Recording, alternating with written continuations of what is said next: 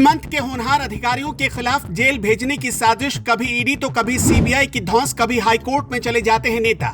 अनुराग गुप्ता की फाइल खोलने के लिए क्यों बेचैन रहते हैं बाबूलाल मरांडी, हाईकोर्ट से भी लगा झटका, फिर भी नहीं छोड़ा पीछा।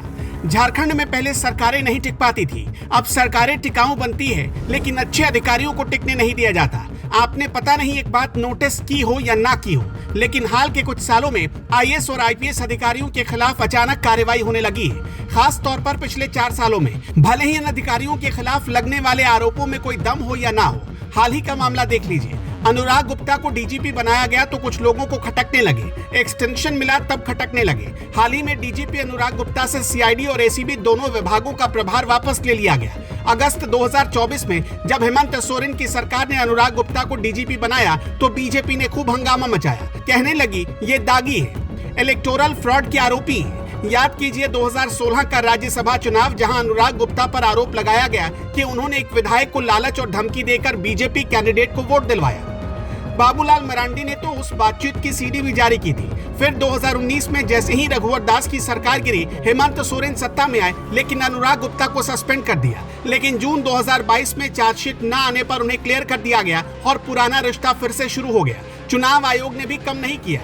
अक्टूबर 2024 में आचार संहिता लगते ही इलेक्शन कमीशन ने अनुराग गुप्ता को हटा दिया। वजह वही पुराने और पिछले चुनाव में पक्षपात और भ्रष्टाचार के आरोप। लेकिन नवंबर 2024 में हेमंत की वापसी होते ही अनुराग गुप्ता डीजीपी बन गए। अप्रैल 2025 में अनुराग गुप्ता रिटायर होने वाले थे, लेकिन राज्य सरकार ने नई नियमावली बनाकर 2 साल का एक्सटेंशन दे दिया। केंद्र ने मना कर दिया, वेतन पर रोक लगाने की कोशिश की। मई 2025 में बाबूलाल मरांडी ने हाईकोर्ट में पीआईएल दायर कर कहा कि यह अवैध है, सुप्रीम कोर्ट गाइडलाइन का उल्लंघन है। अगस्त में सुप्रीम कोर्ट ने कंटेम्प्ट पिटीशन खारिज कर दी, लेकिन विवाद खत्म नहीं हुआ। हाल ही में पुलिस ट्रांसफर्स में अनुराग गुप्ता से एसीबी और सीआईडी जैसे चार्ज छीन लिए गए। अब बीजेपी को अनुराग गुप्ता से इतनी चिढ़ क्यों है? पता नहीं ये गंगा जल कहां से लाती है कि एक भ्रष्टाचार आरोपी पूर्व डीजीपी को दूध का धुला बना देती है और दूसरे को अपराधी। पर सवाल उठता है कि सिर्फ अनुराग गुप्ता पर ही बीजेपी की टेढ़ी नजर क्यों है? इससे पहले भी झारखंड के पुलिस महकमे के कई मुखिया अपनी खाकी पर दाग लगा चुके हैं, लेकिन ताज्जुब की बात है कि उन्हीं में से एक आज बीजेपी के भीतर सांसद बनकर बैठे हैं। एक नजर डालिए जरा। एमवी राव पूर्व डीजीपी थे, 2010 में माइनिंग स्कैम में नाम आया, सीबीआई जांच में फंस गए, लेकिन क्लीन चिट मिल गई।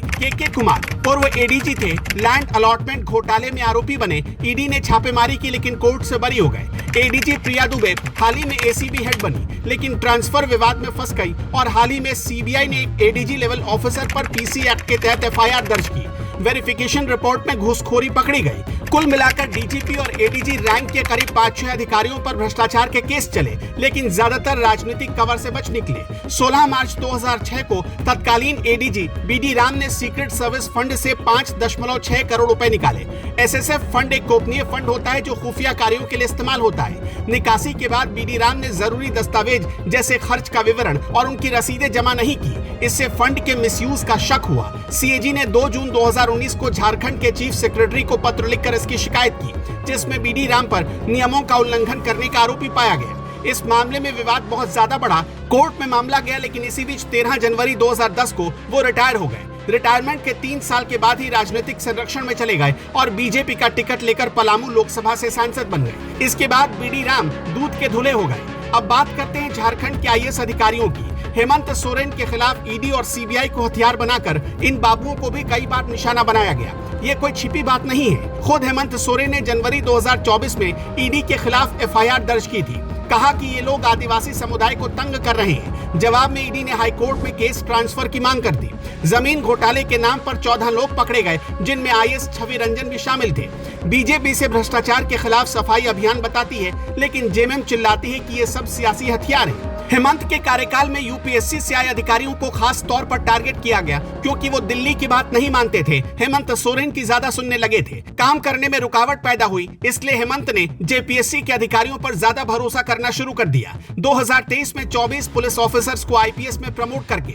वैसे झारखंड और करप्ट अधिकारियों का चोली दामन का साथ बहुत पुराना है। राज्य बनने के बाद से अब तक झारखंड के कई आईएएस अधिकारी करप्शन के मामले में फंस चुके हैं। इनमें से कई तो राजनीति की बलि भी चढ़ा दिए गए। विनय कुमार चौबे अपने जमाने के तेजतर्रार अधिकारियों में गिने जाते थे। 20 मई 2025 को जेल चले गए। एसीबी ने उनको शराब नीति में घोटाले का आरोपी पाया।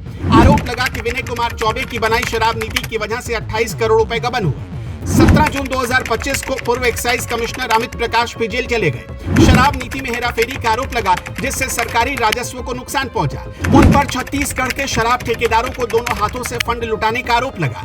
राज्य के पूर्व डीसी छवि रंजन को आर्मी लैंड स्कैम और चेशायर होम फ्रॉड मामले में दोषी पाया गया। ईडी ने जांच की और 4 मई 2023 को जेल चले गए। पूजा सिंघल को भला कौन भूल सकता है, जिनका नाम मनरेगा घोटाले में आया। घर से इतने कैश मिले कि नोट गिनने में 2 दिन लग गए। 11 मई 2022 को पूजा सिंघल को ईडी ने गिरफ्तार किया।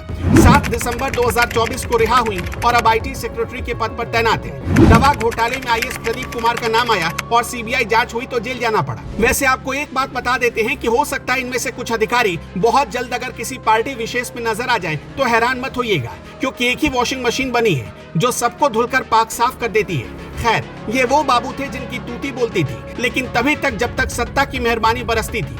सत्ता ने मुंह फेरा तो ऊंच नीच होना तय है। आप क्या मानते हैं, हमें कमेंट में जरूर बताइएगा। कीर्ति तिवारी के साथ प्रतीक सिंह की रिपोर्ट।